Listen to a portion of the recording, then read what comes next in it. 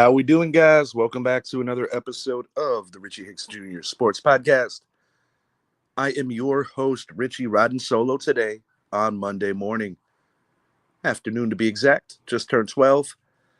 And I must say, yesterday, what a pivotal week in the National Football League as we really saw some teams separate themselves and put some other teams on some notice and on some exposure that are not necessarily contenders. I think we saw that yesterday in Seattle.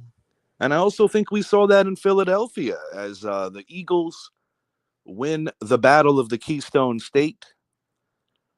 The Buffalo Bills, man, you talk about making a statement. They really just dropped a bomb on Detroit yesterday as Josh Allen was truly, truly sensational. And, we have the lower end of the football spectrum where we see the misery of Giant fans. Lamar Jackson just having his way. And the Ravens truly didn't even have to run the football to have success in MetLife Stadium. Decimated Giants defense. And now they're down to quarterback 4 in the form of Tim Boyle. We're going to hit on all of it. I also want to speak on Major League Baseball, primarily the two New York teams, the Mets and the Yankees, who are both making moves. Obviously, the Mets making the biggest one, bringing in Juan Soto. This is going to be an honest topic for a while here on the show as both these teams try to position themselves to get to the World Series. The Mets were a round away as they gave the Los Angeles Dodgers a valiant effort last year. New York Yankees ultimately succumbed to the Dodgers in 5 games. And I want to start it there with MLB and just a little something that I shared on my socials, and I want to speak on a little more in detail here. Got some comments coming in. You're missing the I, but that's Amin. What up, Amin? How you doing, bro? Thanks for checking in. Is that your cat? Daniel Nunez from Cali. Let's go. So it's 9 over there. So you're having breakfast listening to the show. Appreciate you popping in. Happy Victory Monday indeed. Sir, I haven't had a Victory Monday since the New York Giants beat the Seattle Seahawks. That seems like another lifetime ago. But congrats to you. We're definitely going to hit on your Eagles. No doubt about that. Eagles are doing their damn thing right now. Got to give respect where it's due. And the Philadelphia Eagles are looking every bit of a Super Bowl contender right now. Definitely, putting in the work. Going to start it off, though, with Major League Baseball. This is the projected rotation for the New York Mets right now.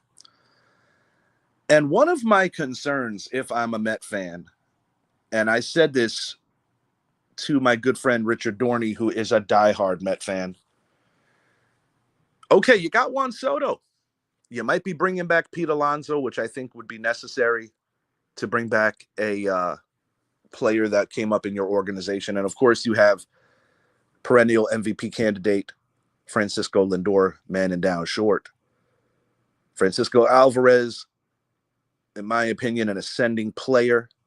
Brandon Nimmo, a serviceable guy that does his job. I think he's a little overpaid, but who is it in Major League Baseball these days?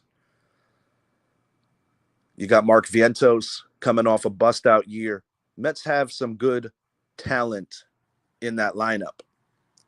But when I look at this particular rotation, okay, you've got Kadai Senga, who, in my opinion, will be in the mix for National League Cy Young the next few years, barring injury. You bring in Clay Holmes, who was an all-star, but an embattled player for the Yankees last year, who ultimately lost his closing job to Jared Weaver, and now is trying to be a starter. You have Blackburn. You have Peterson. You have Frankie Montes, the former Athletic, former Yankee. You have McGill. There is a possibility the Mets bring back Sean Manaea. They did lose Luis Severino to the Athletics, who are making their way out of Oakland. He got paid very well. I'm happy for Sevy. But my concern for these Mets is, after Senga, where is your number 2? Because I think you can make a logical argument that these other 4 range in between 3 and 4 guys in most rotations. And no matter what you got swinging the bats, you need pitching to win championships. Gonna move it over for a moment to kind of show you what the Yankees are doing right now. Garrett Cole missed half last year, pitched well in the second half. You will go out and acquire a Max Fried, the lefty from the Atlanta Braves. There is a little bit of injury concern there, but definitely a guy that could fit right in as a number 2 starter. Carlos Rodon, in my opinion, is the 4th best pitcher of these 5. However, given the contract, he will be your number 3. Luis Gil, reigning American League Rookie of the Year, in the 4 hole. And as of right now, penciled in is Marcus Stroman. However, I do believe that the New York Yankees will do their due diligence to bring Clark Schmidt into that 5 spot and either put Stroman in the pen or find a willing trade partner. Nestor Cortez was dealt earlier this week, or last week, I should say, to the Milwaukee Brewers in exchange for Devin Williams, one of the better closers in today's Major League Baseball, which will push Weaver down to the setup role. Now, you lose Juan Soto. That's not an easy thing to lose. This is a guy that hit in front of Aaron Judge last year, and they had remarkable seasons as a combined unit. And, of course, Giancarlo Stanton having a postseason for the ages, turning back the clock. I think most Yankee fans would agree that Giancarlo Stanton is not likely to put up that same production over the course of a season. But definitely in October, Stanton has always come through for the Yanks. Sadly, perennial MVP candidate Aaron Judge has not. But I feel good about this Yankee rotation right now. And I think the bridge to get to your closer is pretty formidable. You're bringing back Loaizaga, who is going to pitch the 7th, I would think. Weaver in the 8th. Then you got Williams in the 9th. You know, most Yankee starters not named Garrett Cole. Garrett Cole could go the distance on any given day. If these guys give you a solid 5-6 innings, it makes your bridge and your path to victory a lot easier. It goes without saying the Yankees need to address the corners. They have been in talks with the Chicago Cubs back and forth about acquiring former MVP Cody Bellinger. Bellinger is going to the Yankees if they can come to a compromise on the $10 million that they want Chicago to eat. I think the total value of what the Yankees will have to pay will be in the $50 million range. I think about 56, 57, somewhere in that neighborhood. He would be a much needed addition. You know, he has versatility. You could put him at first or the outfield. And I think it goes without saying that most Yankee fans want Aaron Judge to move back to right field for his own health. Jazz Chisholm, who played very admirably at third, a position that he never played before, I believe ends up at second base, forming a double team duo for the double plays with Mr. Anthony Volpe. But, you know, you got other guys out there that could fill the first base need if you want to put Bellinger in the outfield. One guy that comes to mind is Christian Walker. He sports a gold glove. And yes, Mr. Pete Alonso will be available as well, but I do think the Mets are going to make sure that they keep their homegrown talent. Anthony Santander could be an interesting addition because of his switch hitting value. But getting back to my ultimate point here, Juan Soto, the Yankees were $5 million short, a sweet short, and the per year was a little different because the Yankees offered an extra year, where the Mets offered him 15 and more. The Yankees offered him 16 and a little less. Phenomenal plate presence. I got to give a shout out to friend of the show and a happy birthday to you, Mr. Sergio Rodriguez. Sergio did a segment on this Soto thing and basically broke it down how he doesn't feel that he's a 5-tool player that should be making this kind of money. And I tend to agree. While I think Soto was a phenomenal plate presence, 35 career hitter. Last year was his best year in terms of the home run ball. And let's be honest, a good portion of those were going to the short left and right field corners of Yankee Stadium. Definitely a clutch hitter. He draws a lot of walks, and he's always going to be a run producer no matter what lineup you put him in. But when I think about his average defense and the fact that his contract is actually bigger than Shohei Ohtani, a guy who could pitch, steal bases at a record rate, and also be one of the top 5 to 7 offensive forces in Major League Baseball, I think the Mets paid too much. And it also makes me wonder if the Yankees ever truly wanted to bring Soto back all the way. I believe they did when you consider that they made the offer to him that they did. But maybe part of the Yankees felt they were always going to get outbid by Uncle Stevie, and maybe they were trying to drive that price up for various reasons. I must say, though, the Mets do get a great player, but until the Mets address their pitching staff completely and get a solid bridge to a very phenomenal closer in Edwin Diaz, I don't think the Mets are better than the Braves, and I don't think the Mets are better than the Phillies just yet. Now, granted, they beat the Braves in a must-win split of a doubleheader to make the playoffs in game 163. They lost to the Braves in 164. That's how both of them got in, eliminating the defending at the time National League champion Arizona Diamondbacks. They did their thing against a team that's been a thorn in their side in the Philadelphia Phillies, so you have to give the Mets credit for that. And, a Pete Alonso heroic home run sent them out of the initial round to ultimately to beat Philly and then succumb to the Dodgers. But without the pitching, I don't think the Mets are more than an 87, 88 win team. And that doesn't mean that's not good enough for the playoffs either. And it's been proven that you can make the World Series even if you don't win your division. We saw the Diamondbacks and Rangers do it a couple of years ago. We've seen the trend over the course of the last few years. Moving it along to the NFL, so much to talk about, but let's start over here. Philadelphia Eagles, big victory over the Pittsburgh Steelers in the Keystone Bowl. Definitely a statement game. I myself must admit I was a little frustrated that Saquon Barkley didn't do more. And on that final drive of the game, I saw Kenneth Gainwell in there when the game was in hand. But Jalen Hurts, I got to give him credit. One of his better performances throwing the ball, did not force a lot of things. And, like any other week in the NFL, the brotherly shove still works at a great, great metric. I got to admit, guys, this Eagles team is good enough to win the bowl. Not saying they will, but they're good enough to win the bowl. As of right now, they're still the 2 seed, even though they sport the same record as Detroit, because Detroit has a better conference record. But the Philadelphia Eagles right now are looking very much the part as a team that can win in January into February because they run the ball at a great rate. They've been taking very good care of the football. Back half of their defense is catching up to their front seven.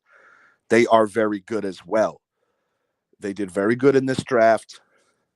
And the offensive line, even without future Hall of Famer Jason Kelce, who retired, is still one of the premier units in the league. As the Steelers go, a valiant effort.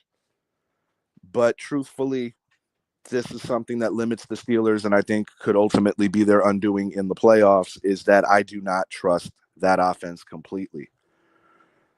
Against the better defenses in the league, against the better teams in the league, the Pittsburgh Steelers flat out just don't score enough points. Can't say enough about their defense. Their defense is always going to give you 125%. But the Eagles right now are looking like a team that if Detroit has one more slip up, and let's not forget, they still have to play the Minnesota Vikings, a team that actually plays tonight. Detroit's not guaranteed to win the North yet. Green Bay would be the longest of long shots because of their divisional record, losing twice, once each to the Vikings as well as the Detroit Lions. But Philadelphia Eagles right now looking strong. And I must admit, if it's not for what Josh Allen's been doing, I really do believe that Saquon Barkley could potentially be the MVP of this league. We're going to move it along to the Buffalo Bills. And I must say, man, Josh Allen, just truly, truly incredible yesterday. There was nothing that this man could not do. Buffalo putting up yet another 40-burger. And Dan Campbell still taking those risks that don't really make sense to me. Onside kick way too early, which basically put Buffalo at Detroit's doorstep. And on the first play, Josh Allen with a little dunk pass for the touchdown. Josh Allen has been anything you could ask for in fantasy. He's been anything you could ask for in a quarterback. And per usual, I still think he does more for a team than any other person playing his position. What he brings in the running game is almost like having another running back. His passing stats are always amongst the top 5 in the league. I think you can make an argument that he might have the best arm in all of professional football. And even without Stephon Diggs, I feel that he has become a better quarterback dealing with new receivers. You got Keon Coleman out of FSU in his rookie campaign, who's doing a hell of a job. They bring on the veteran Amari Cooper. Now you have a situation where you have 2 quality running backs, where Johnson is getting more and more trust in that offense. James Cook hit a big home run yesterday. And this Buffalo team just looks every bit of the contender. They're not going to catch Kansas City for the number 1 overall seed. But after what I saw yesterday and them going into Detroit, a team that has not lost a game up until yesterday since week 2, I think this Detroit team really got humbled yesterday. You know, we've been seeing some cracks in their armor. You know, Detroit is missing a lot of players on defense. They almost lost to the Chicago Bears on Thanksgiving. They almost lost to the Green Bay Packers a week later. And this is a Detroit team that, while they still have a phenomenal roster, are starting to show some kinks, starting to show some holes in the armor. And I can't believe I'm saying this, but watch out that the Minnesota Vikings don't come in and swoop in and steal this division. Tonight, the Minnesota Vikings will be playing the Chicago Bears in Minnesota. And from a fantasy standpoint, I am hoping that my opponent, John Olsen, doesn't have too big of a game from Sam Darnold. Little crazy happenings in the Pops, Cheddar, and the Sun League. I managed to get 2 zeros out of 2 wide receivers this particular week. And were it not for the performances of Trey McBride and my running backs, James Cook, as well as getting a little flustered here. It wasn't Saquon yesterday. Point to be made is I put up 2 zeros. Joe Burrow had a good game. He could have had a better game without the 3 turnovers. I put up 2 zeros with 2 receivers. Cooper Kupp in the Thursday game in that monsoon in Santa Clara. And Veal from the Broncos came up very small. I talked myself into not playing Jaden Reed yesterday.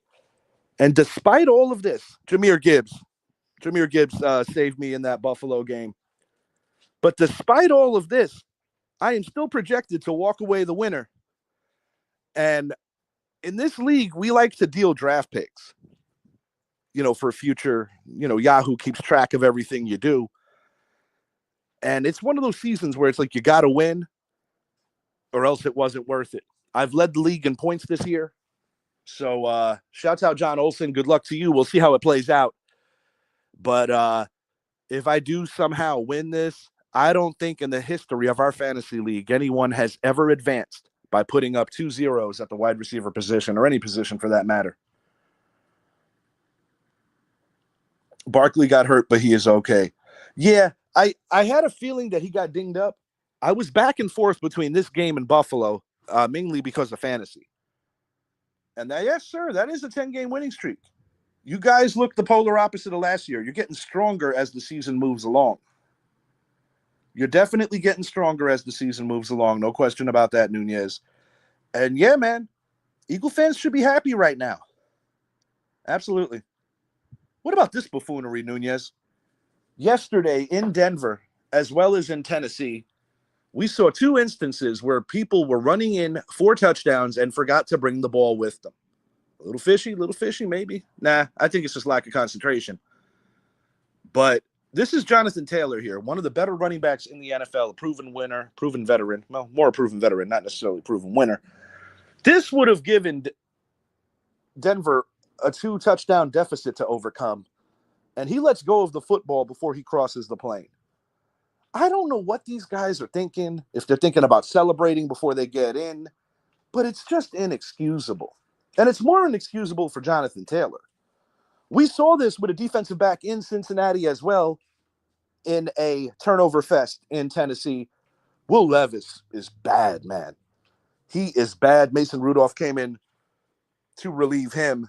But twice yesterday, we saw touchdowns get negated and turn into touchbacks because guys just lost concentration. It's embarrassing. Leon Lett is somewhere smiling right now. Just really ridiculous that at this level, this kind of stuff should happen.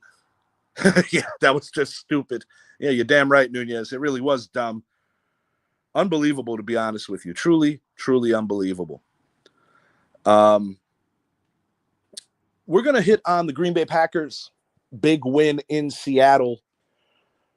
I hope not playing Jaden Reed doesn't come back to bite me. As of right now, I'm projected to just sneak out with the victory. I got the Atlanta Falcons defense playing tonight against the lowly Raiders. Desmond Ridder gets a crack at his former team. As the Packers go, big team win yesterday. I hope Geno Smith has a speedy recovery. He hurt his knee yesterday. And Seattle's in a position to win this division in the West. Arizona's still hanging around. The Rams are still in it. But without Geno, I don't believe the Seattle Seahawks will be able to get in behind Sam Howell. I could be wrong, but I don't think that Sam Howell is good enough to get them where they need to go. Green Bay, big road victory. I was wrong on that one. I actually had the Seahawks winning. But Green Bay, just a dominant defensive performance. And once Smith left the game, there was only so much Seattle could do on defense, and Green Bay took full advantage of that. Just an overall good team win, and they are going to be a very strong wild card in these playoffs for whoever runs into them. And I've been saying for a minute that this could be the year of the wild card. You know, the Kansas City Chiefs, yet again, another victory. I'll be honest, might be the best game they played all year, particularly on the defensive side of the ball. Beating Cleveland in Cleveland, a place that, regardless of the Browns' record, is not an easy place to go get a road dub. Jameis Winston was benched, and rightfully so. I like Jameis, but he is really reckless with those turnovers. Why do the Chiefs keep winning? Well, there's a lot of theories, but keeping it on football, it's because they're the best coach team. Steve Spagnuolo, Andy Reid, the best duo in the league. Spags, of course, runs the defense. And when you have Patrick Mahomes, regardless of what kind of offseason he's having, in crunch time, no one is better. But I do believe that this Chiefs three-peat train will come to a halt. And the one wild card team that I truly think could give them the business is the Denver Broncos. They are built very similarly to the Chiefs.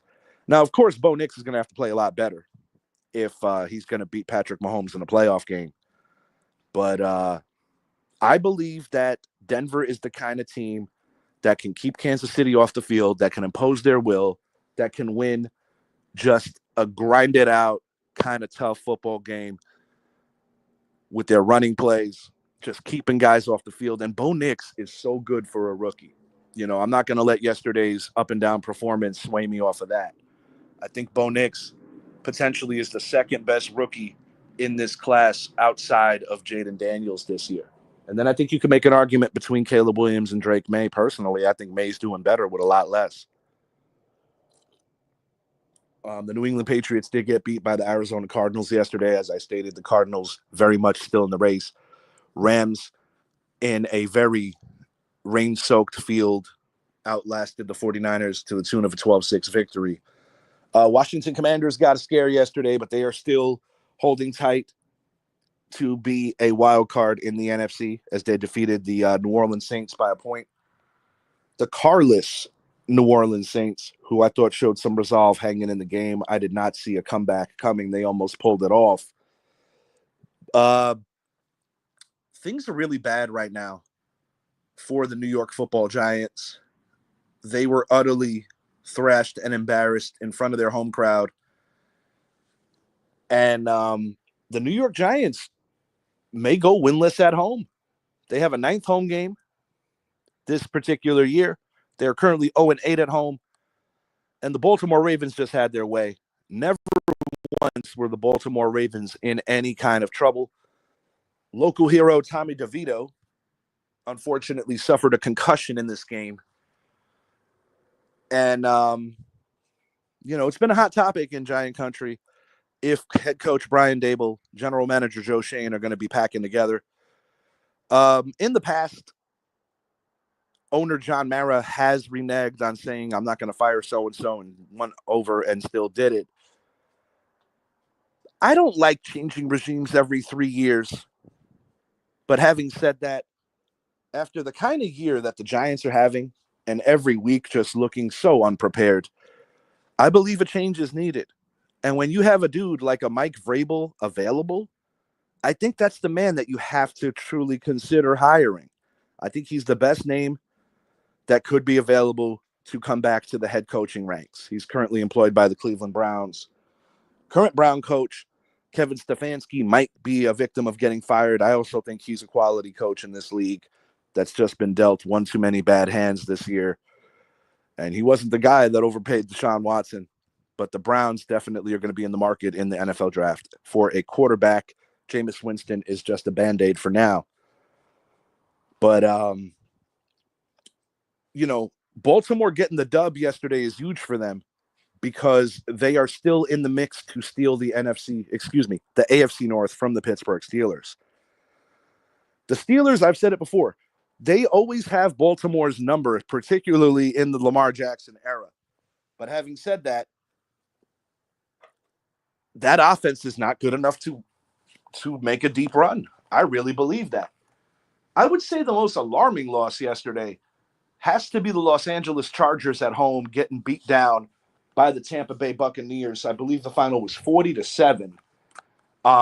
The Chargers have had a good defense all season long, but yesterday they did give up some big plays. They did get exploited. Mike Evans able to get behind the defense more than once, and I'm happy about that because I'm moving on in 2 of my fantasy leagues and potentially a third one in the event that my guys hold on. It could particularly be 4 leagues I move on. But Mike Evans in one of my leagues really just blowing it up, having a hell of a game. And the Tampa Bay Buccaneers, despite missing Godwin for the year and Evans for a decent chunk of this year, are finding themselves in a position to still win this NFC South, even though they got swept by the Atlanta Falcons. Tonight's game, Monday Night Football, Game 1 or Game 2. They're more or less starting within a 30-minute time interval of each other. I've got the Atlanta Falcons going into Vegas and getting a dominant 27-13 victory.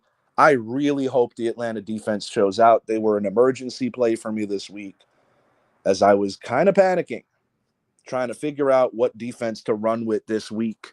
I must admit, I regret releasing the Chiefs defense. Yesterday would have been the day to own them and have them play. I got the Minnesota Vikings making short, light work of the Chicago Bears to the tune of a 30-13 score. Like I said, my opponent, Mr. Olsen, has Sam Darnold. He's projected in our league to get just over 21 points.